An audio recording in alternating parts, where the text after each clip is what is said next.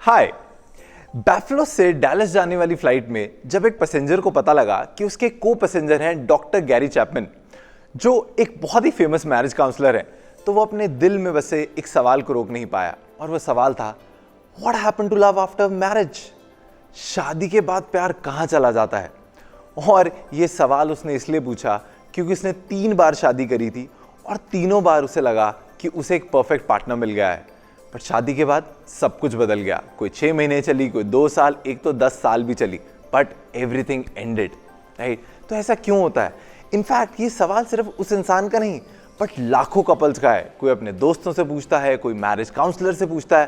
और सच बताऊं, सिर्फ मैरिड कपल नहीं, जो लोग कभी भी एक रोमांटिक रिलेशनशिप में रहे हैं, आई नो, और आज भी शायद एक दूसरे के लिए कमिटेड हैं, they also have this question coming in their head, कभी स्टार्टिंग ऑफ द रिलेशनशिप, कभी कुछ सालों बाद।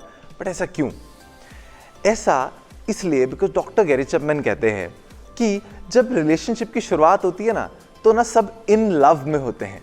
एक इन लव फेज होता है जिसमें आपको सब कुछ प्यारा लगता है। वो बोलते हैं ना जाकिर खान, जब लड़की और लड़की के मुंह का पिंपल दोनों पसंद आते हैं, वो वाला फेज। जब पूरे दिन चैट करने में मजा आता है, रात को सोते भी उन्हीं के ध्यान में है, right? That is a beautiful phase. But slowly the human natures kick in and that time the real love phase start, जिसमें बहुत ज़्यादा इमोशनल हैंडलिंग की ज़रूरत होती है। जी हाँ, और बहुत सारे कपल वहीं पे कच्चे पड़ जाते हैं।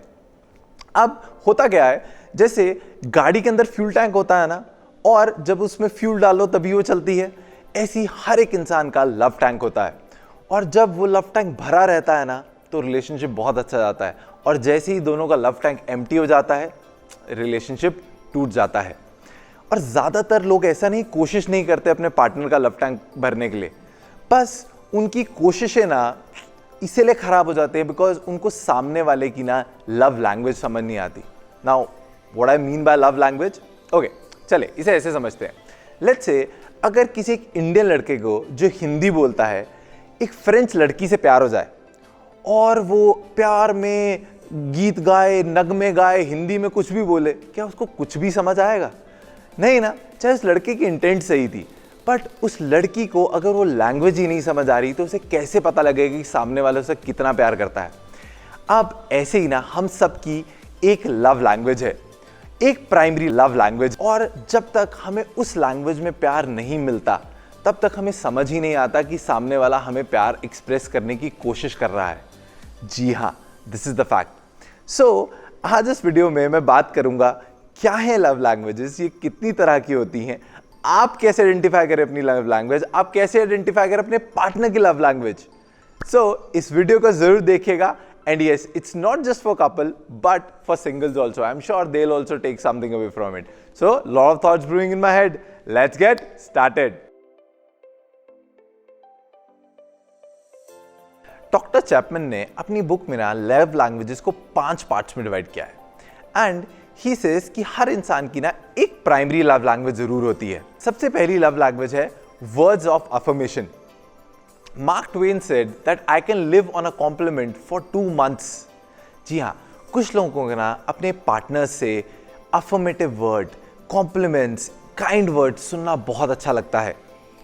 एक बार एक लेडी डॉक्टर चैपमैन के ऑफिस आई। वो बहुत गुस्सा थी और उसने बोला कि मेरे हस्बैंड मुझे बिल्कुल प्यार नहीं करते। मैं उन्हें 9 महीने से कह रही हूँ हमारा बेडरूम पेंट करने के लिए, उन्होंने वो भी नहीं करा है। तो डॉक्टर चैपमैन ने पूछा, क्या वो घर के किसी काम में हेल्प नहीं करते? तो उसे बोला, नहीं, वो करते हैं, वो गार्बेज भी उठा लेते हैं, कई बार कुत्ते का भी ध्यान रखते हैं, छोटी छोटी चीज़ें, पर 9 महीने से पेंट तो करा ही नहीं है। तो डॉक्टर चैपमैन ने उन्हें एक आइडिया दिया। उन्होंने बोला कि आप 2 काम करो। सबसे पहला, उनको ये याद कराना छोड़ दो कि उन्होंने बेडरूम पेंट नहीं करा, और दूसरा, आप उन्हें हर एक छोटे काम के लिए जो वो करते हैं उसके लिए कॉम्प्लीमेंट देना शुरू करो। पहले तो उस लेडी को आइडिया बहुत ही बकवास लगा, बट उसे लगा चले फॉलो करने में हर्जी क्या है। और फिर 3 हफ्ते बाद वो लेडी डॉक्टर चैपमैन के ऑफिस दोबारा आई एंड शी सेड कि जो 9 महीने से नहीं हुआ था वो 3 हफ्ते में हो गया, और बिना कहे।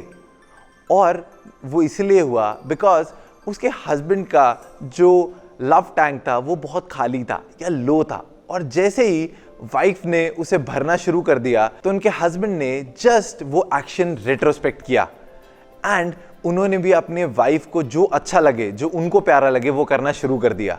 तो ये है ताकत वर्ड्स ऑफ अफर्मेशंस की। लव लैंग्वेज नंबर 2 है क्वालिटी टाइम। जी हाँ, क्वालिटी टाइम मतलब अनडिवाइडेड फोकस देना किसी को अपनी।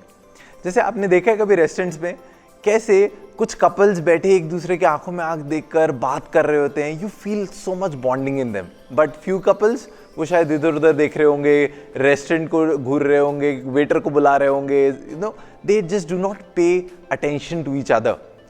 एंड डॉक्टर चैपमैन कहते हैं कि अगर आपके पार्टनर की प्राइमरी लव लैंग्वेज है quality time, then you should give her और him undivided attention and quality conversation. And quality conversation से मतलब है जिसमें बहुत सारी एम्पैथी हो, जहाँ पे ना एक पार्टनर को कभी ये ना सोचना पड़े कि सामने वाला मुझे जज करेगा, वो कुछ भी कह सके बिना किसी डर के, fearlessly, and that is quality conversation. And I know हर किसी की ना लिसनिंग स्किल अच्छी नहीं होती, इनफैक्ट हर किसी को बहुत ज़्यादा बात करने की आदत नहीं होती, पर अगर आप सामने वाले को प्यार करते हैं तो थोड़ी मेहनत तो आपको करनी पड़ेगी ना। चले मैं आपको एक आइडिया भी दे देता हूँ इसके लिए। अगर आप बात करने में, लिसनिंग में ज़्यादा अच्छे नहीं है ना, तो एटलीस्ट क्वालिटी टाइम स्पेंड करना शुरू कर दीजिए एक्टिविटीज़ पे। अब वो एक्टिविटी कुछ भी हो सकती है, मे बी साथ में खाना बनाना या फिर इकट्ठे एक ट्रैवल के लिए जाना। एक काम करे, बैठ कर ना अपने स्पाउस से कभी वैसी बातों में पूछेगा कि उनके लिए क्या एक्टिविटी है जो बहुत ज़्यादा मैटर करती है, और वो जो भी कहें कभी अपने ऑफिस से, अपने बाकी कामों से टाइम स्पेशली निकालिए और वो एक्टिविटी आप लोग इकट्ठे करिए। लव लैंग्वेज नंबर 3 है रिसीविंग गिफ्ट्स। एरिक कैल के पीछे 1 साल तक पड़ा रहा और फिर फाइनली कैल ने उसको डेट के लिए हाँ बोल दिया। दोनों बेसबॉल के बड़े फैन थे, तो शाम को मैच देखने चले गए। अब जैसे ही प्लेयर ने होम रन मारा तो ऑडियंस में बैठे एरिक ने वो बॉल को कैच कर लिया। 2 दिन बाद जब कैल अपने घर से बाहर निकली तो उसने देखा दरवाजे पे एक ब्यूटीफुल सा गिफ्ट पड़ा है, और इस गिफ्ट के अंदर थी वही बेसबॉल, उस शाम की टिकट्स, और उस पे लिखा था first home run catch and second best thing happened to me that day. Romantic no. और आज 15 साल उनकी शादी के बाद अगर घर में आग भी लग जाए ना, तो वो बॉल ही ऐसी पहली चीज़ होगी जो कैल बचाना चाहेगी। जी हाँ, क्योंकि जिन लोगों की प्राइमरी लैंग्वेज गिफ्ट होती है, उनके लिए ना वो गिफ्ट सिर्फ एक मटेरियल वैल्यू नहीं, बट एक सिंबल होता है इमोशंस का, प्यार का, एक ऐसा सिंबल जो उन्हें याद दिलाता है कि सामने वाला उनके लिए केयर करता है, उनके बारे में सोचता है और उन्हें बहुत ही स्पेशल फील कराता है। नाउ आई नो हम स्पेशल ओकेजन्स पे गिफ्ट ज़रूर देते हैं, बट अगर आपके स्पाउस की प्राइमरी लव लैंग्वेज गिफ्ट्स है ना, तो ओकेजन्स की वेट मत करिए। इनफैक्ट ज़्यादा अपनी पॉकेट को मत देखिए, जो आपको सही लगता है आप उन्हें गिफ्ट कर सकते हैं। एंड मैं आपको एक सजेशन देता हूँ, अगर आपका पार्टनर आपको बहुत सारे गिफ्ट देता है ना, तो डेफिनेटली उस इंसान की तो प्राइमरी लव लैंग्वेज गिफ्ट्स ही है, तो आप ज़रूर उन्हें गिफ्ट दें। And as I said, may be उस वैल्यू का हो चाहे ना हो, पर आप बातों बातों में समझ सकते हो उन्हें आपसे क्या गिफ्ट चाहिए, एंड डेफिनेटली वो उनका लव टैंक जरूर भर देगा। लव लैंग्वेज नंबर 4 है एक्ट ऑफ सर्विस।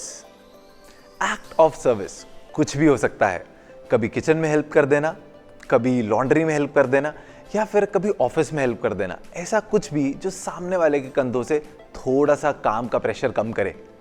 हाँ, और मुझे पता है हम लोग ऐसा करते भी हैं यूजुअली कपल्स एक दूसरे के लिए, पर ना कई बार स्पेशली इंडिया में मैंने देखा है कि लोग ना अटक जाते हैं एक बात में, और वो है स्टीरियोटाइप।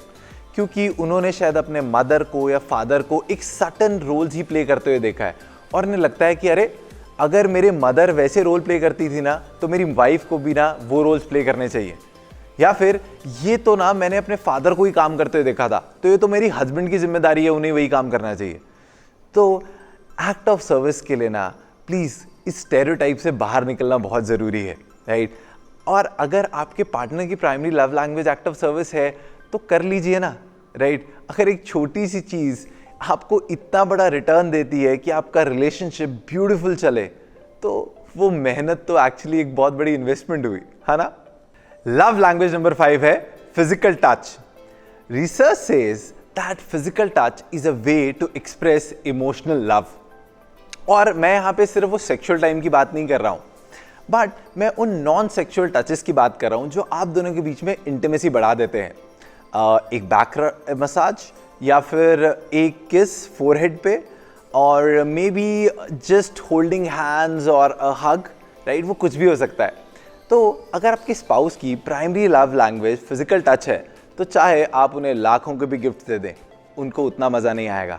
बट अगर आप थोड़ी सी इन्वेस्टमेंट कर दें to becoming a good masseuse, I am sure वो बैक रब उनके लव टैंक को भर देगी। So go try that. तो ये पांचों लव लैंग्वेजेस मैंने आपको बताई the 5 love languages by Gary Chapman की बुक में से।